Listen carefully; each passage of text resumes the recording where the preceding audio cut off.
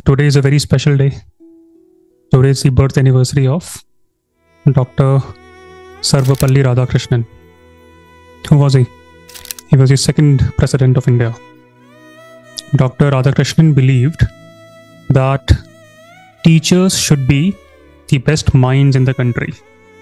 The question is that true in modern India? Today, teaching has become a profession of a compromised life. No one wants to become a teacher in India. No one dreams of becoming a teacher in India. I'm not a teacher, so don't wish me on Teachers' Day. It is an accident that I'm teaching you all today. It is pure luck that we met at this stage in life. After 18 months, once your cycle is over, I will dedicate myself to a different mission, possibly improving the political processes in India. Now, after I have achieved some success in infiltrating India's bureaucracy with well-formed mind, I would want to perhaps work with legislatures across states.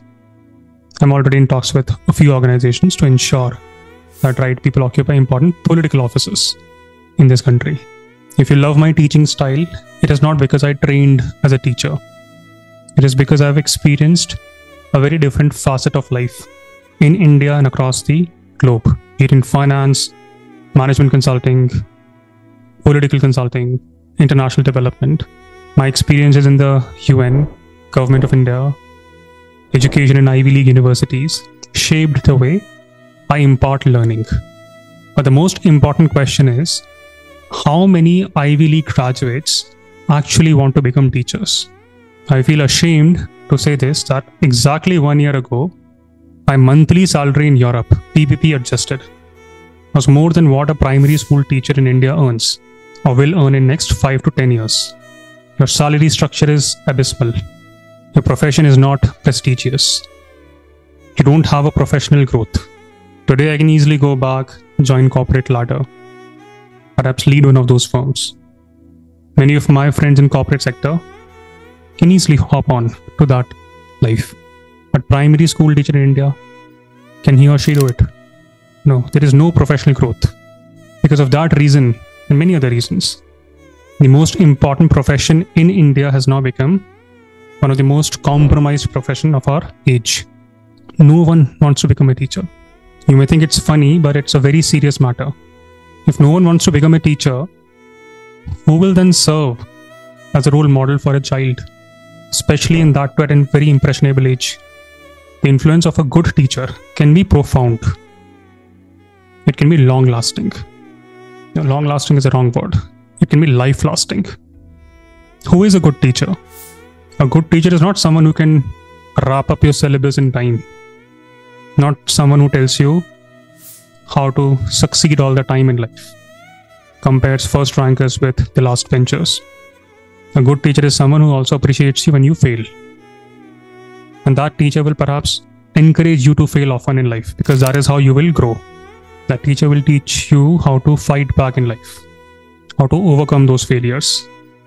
Someone who will train you to have your own mental models, so that you may never need a forced mentoring in life. Why be dependent on someone? Getting into IFS or becoming management consultant in McKinsey, not the end. How you navigate that journey thereafter becomes very crucial. There are many IAS officers who are a burden to India, although they were toppers in their college, in their schools. How can we forget the case of Pooja Singhal, a topper in the IAS, one of the youngest IAS officers in India, now in jail. Teachers can inspire a generation to stand for values, ethics. They also question established norms. Henry Vivian DeRozio was one of those teachers.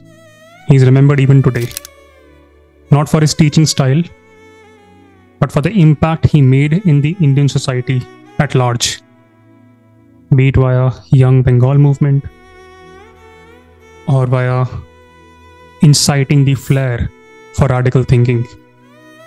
He was 22 when he died. That's it, 22. We still celebrate him, remember him, hundreds of years after his death. Today, India does not celebrate its teachers. We celebrate Teachers' Day, but not teachers. And why should we celebrate them? There are quite a few who harass their students, mentally torture them. A country that truly celebrates its teachers is a country called Finland. The respect in that society is on par with professions like medicine or law, because they understand the impact of that profession. Finland is not alone. Singapore, Japan, these are other societies who respect that profession.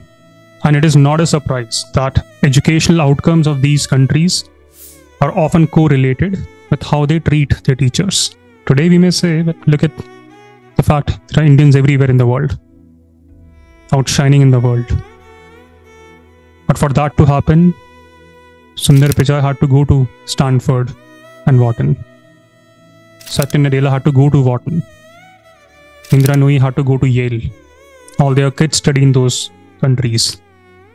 Para Nooyi, Indra Nooyi's daughter, was 1 year senior to me in Dartmouth. Given the population that we have, some percentage of Indians are bound to outshine in the world.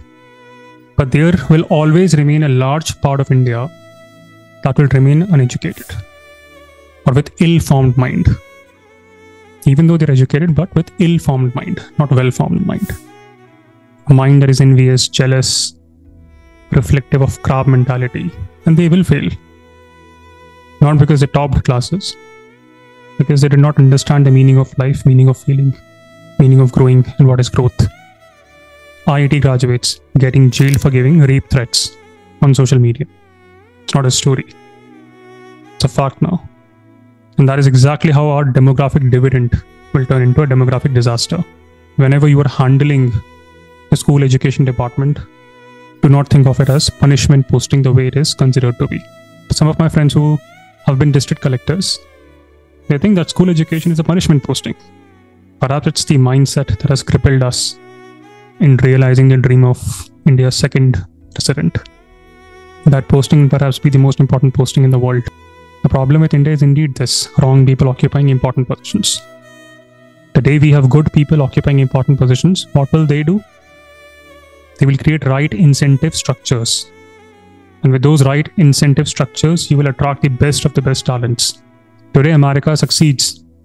Why? Because India's best talent is going to America. That talent works for Google, Microsoft, Apple, and many other companies in Bay Area. I'm dedicating my 30s to this mission. I hope you all take forward that legacy. Dr. Sarvapalli Radhakrishnan was absolutely correct. Teaching indeed forms the backbone of any nation and will form that backbone. Since 1962, we have been honoring 5th September as Teachers' Day in India, in letters.